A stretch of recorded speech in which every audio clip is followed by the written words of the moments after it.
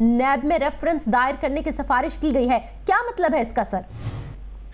देखिए, ये तो मारूख जो हिज़्ब इख्तिलाफ की जमातों की तवक्कुआत थी कि डिस्क्वालिफिकेशन कहीं पे होगा और कहीं अमीन और सादिक उन्हें नहीं कहा जाएगा,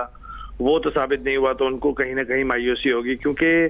प्रोसीजरल तरीके से तो ये तो जो एक पेशरफ जो हुई है वो अकॉर्डिंग टू प्रोसीजर्स हुई है कि होना यही था कि जी जब ये केस जाएगा तो एहतसाब रेफरेंस 3 रुकनी बेंच तैयार करेगा, लेकिन खुद JIT ने सिफारिशात में अपने मुरतब किया है और नाजरीन को कैपिटल TV के जो है हमारे नाजरीन हैं उनके सामने स्क्रीन पर जो है ये JIT की जो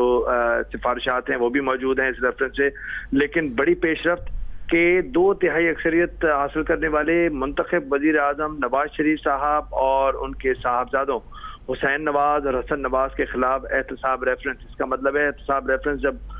ये नैब के अंदर दाखिल होगा तो उसके में जो है वो जाहिर बात है कि FIR भी कटेगी, पूरा एक केस बनेगा उसके खिलाफ, नवाज शरीफ साहब के खिलाफ और उनके साहबजादों के खिलाफ। जो पनामा लीक्स और उसके बाद जो मनी ट्रेल का मामला था कि कहीं ना कहीं सुखम है, कहीं ना कहीं गैप्स हैं, तो उसी की बुनियाद पे JIT जो 6 रुकनी JIT थी जो एक तरह से तनाज़ा जिस पे खड़ा हुआ था,